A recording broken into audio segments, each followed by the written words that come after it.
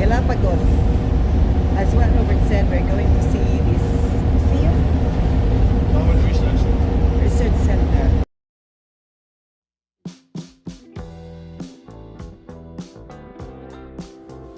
This day tour is a visit to Darwin's Research Center or station.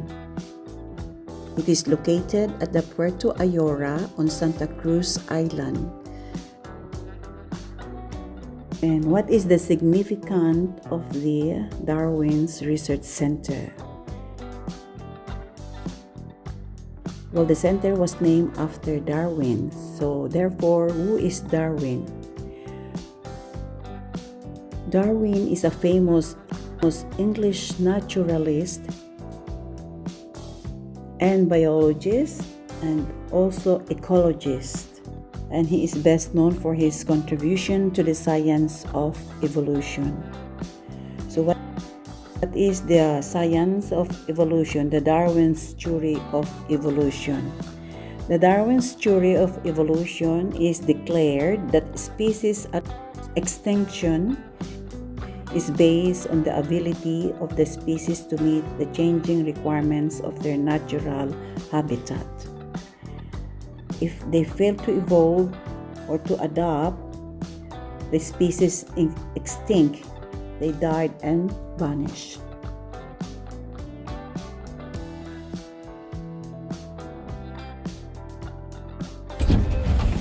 Very good, my friends, here we are. This is the entry of the Charles Darwin station. You can leave anything here on the bus. It is completely safe. If you want to leave something, you can leave it here. Just take with you the things that you are going to need for the walk. Sun protection, cameras, and water maybe, right? So that is it. Let's go. Let's go.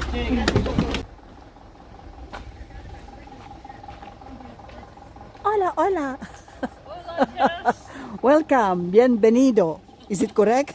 bienvenido, sí. Bienvenido means Bienvenido. bienvenido comendo.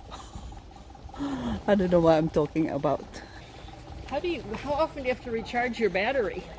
Oh, every time I have the chance. I could imagine. No, I have a backup phone. So, You have a backup phone. yeah, but this one is fully charged. And this lasts about 6 hours. Puerto Ayora. How many people live in Santa Cruz? 25,000 people. 25,000.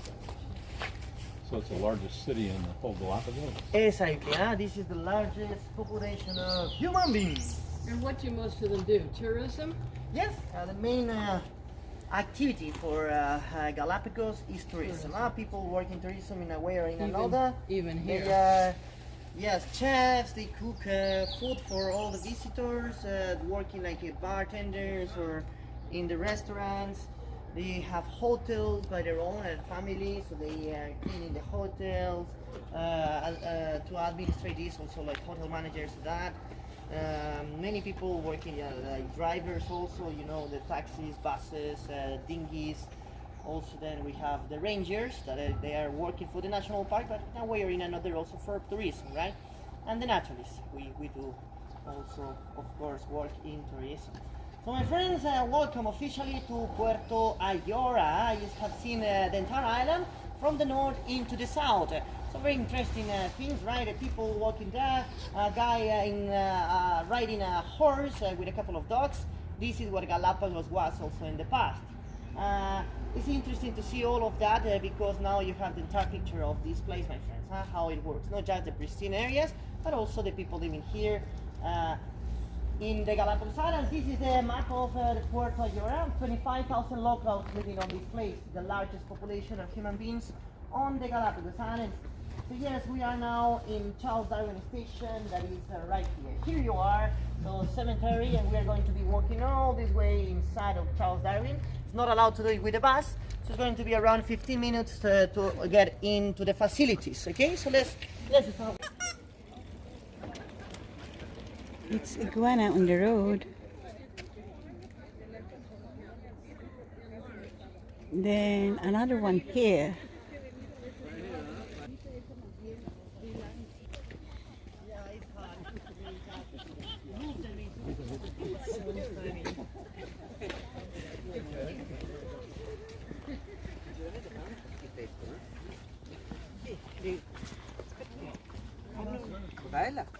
iguana di terra.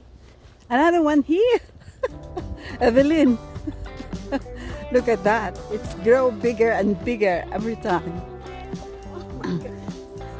Yeah. You will never. And it's, I think, biggest. There you are. They're on display. Even bigger. Looks bigger. Oh, let's move now. Sorry. We don't mean to disturb you. We're going now. Ruta de la Tortuga, Estación Científica Charles Darwin. In English, Tortoise Path and Charles Darwin Research Station. Oh, I see. So here we are. And this is Charles Darwin statue. Here. Parque Nacional.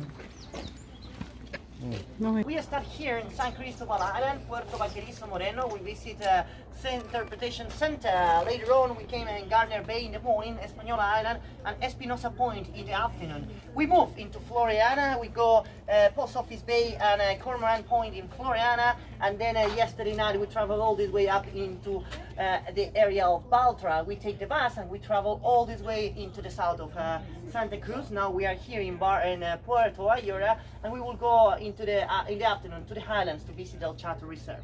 Returning back into our ship for lunch there, and coming into this area to visit also Eden Islet in the afternoon. Later on, we will return, move into this place where we will have a carry-on point morning before you leave into Baltra Island. So you are going to see the southeast area of the Galapagos Islands, the oldest area of this archipelago, northwest side of Galapagos, the youngest area. This island, Fernandina, 1 year ago we have the last eruption. Just to have an idea, it is alive.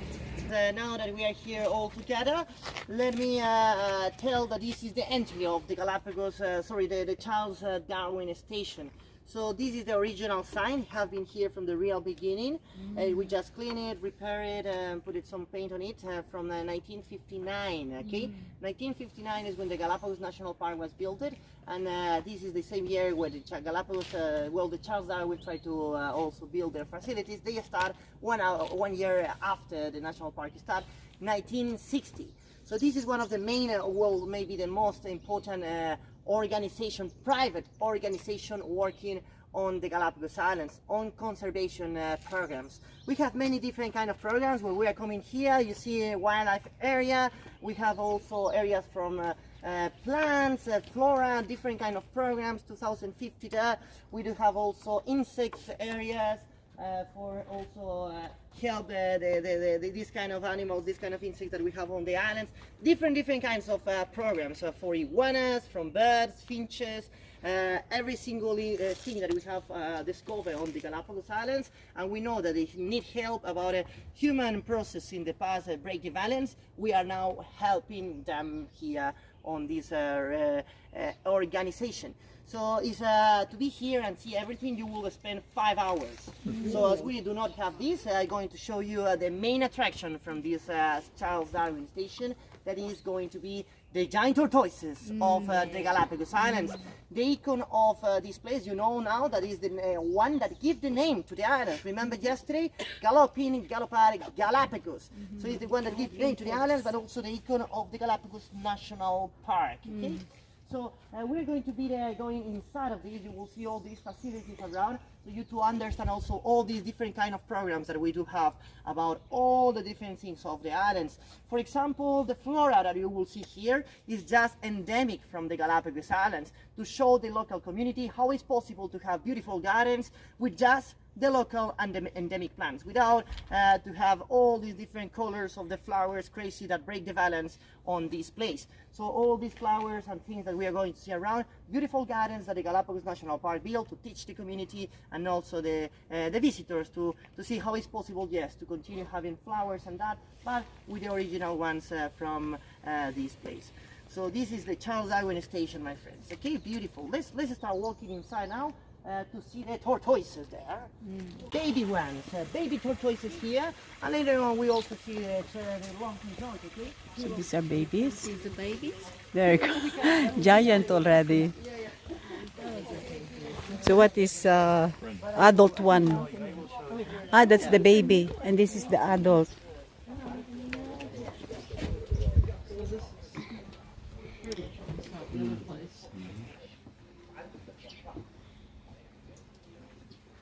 So how old these babies? Oh, well, they are really babies, huh? 1 year, 6 months.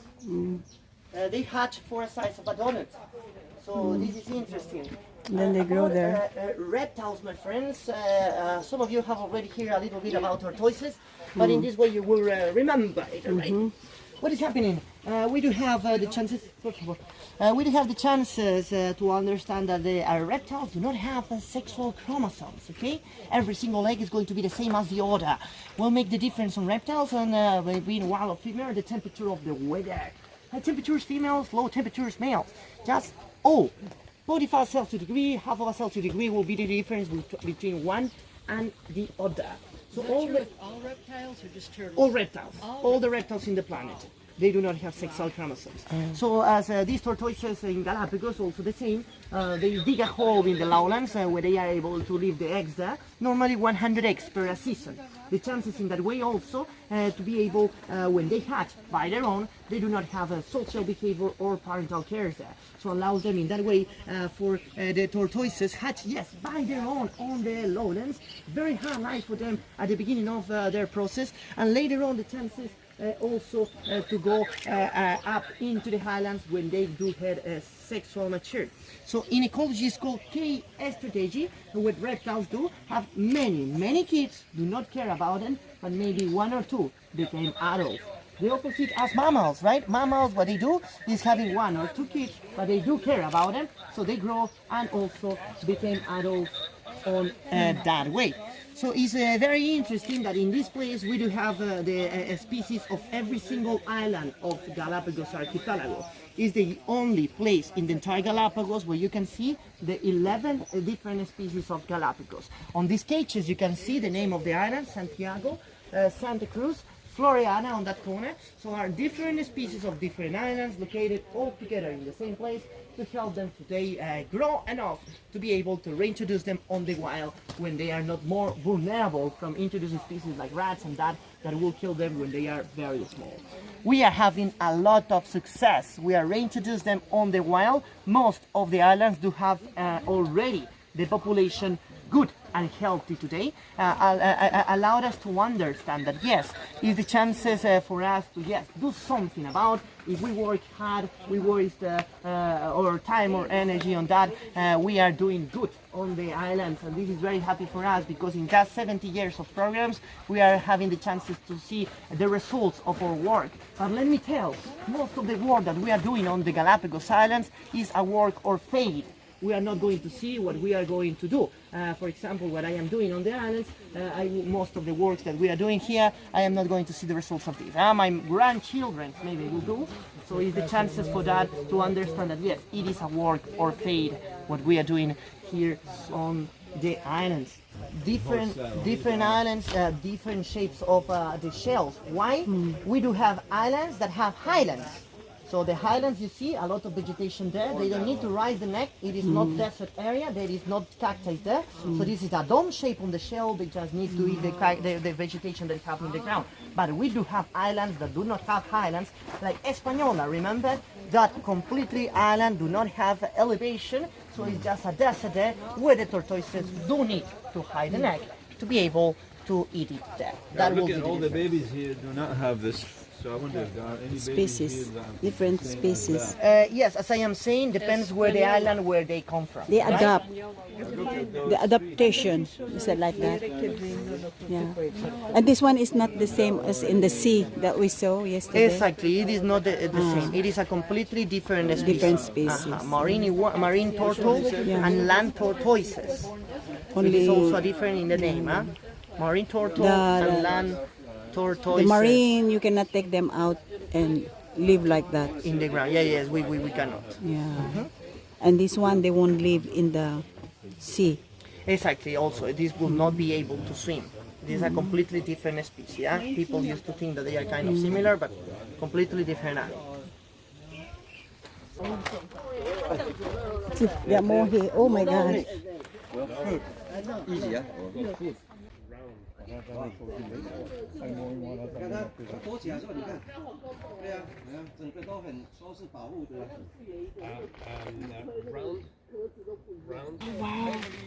It's moving. So this is not the same turtles we see in the sea. Those are marine turtles, and these are land turtles. We do have a lot of time that we work on them to try to to reproduce this guy very, very hard. We do not have success. Means that when this guy die, the species also get extinct. It is what happened in 2012. He also died at the age of 150 years old, and this is why the naturalists, also the scientific community, love to say that this is the lifetime of these creatures. Let me tell that this guy have a disease. So he died about a no-natural process.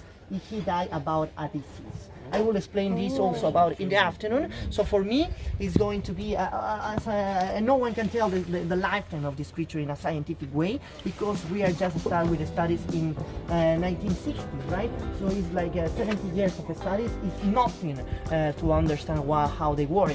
So we need to study them for another 200 years. Maybe in the future, we will know in a scientific way what are the ages from them. Today, just guessing, people love to say 150. For me, it will be more than 250 years old. And yes, this will what I'm going to explain on the afternoon. Okay, but yes, what happened when this guy died? We bring them into the United States and New York City. There you have the Natural Museum of Science, and there's where they are very good people working to conserve bodies like dinosaurs and all of that. So they are the best in the world. So we bring the tortoise there, so they help us to conserve the body there. Yeah, look at that. Big. Call Evelyn.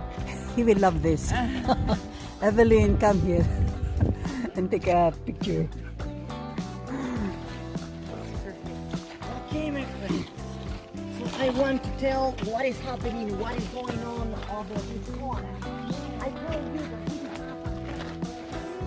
is about a tortoise that we find when we are going all around the world to see if someone, in case someone take a tortoise out from the Galapagos, is it still the possibility to save a species and we live where we think that it was lost. So here, my friends, we have a Super Diego. When we said, oh my goodness, we have a tortoise that we think we lost. So when we go to the he back the tortoise back to us. And it's very important for conservation. And they say, okay, take your tortoise back to Galapagos. And when it happens, it is fantastic because we have a very nice California accent. It became extremely proud with the girls. Now is a sexual machine of California, proud father of the next generation of tortoises that now we are able to reintroduce them in the wild, in the place where we think we lose the species, able to have the same tortoises that belong.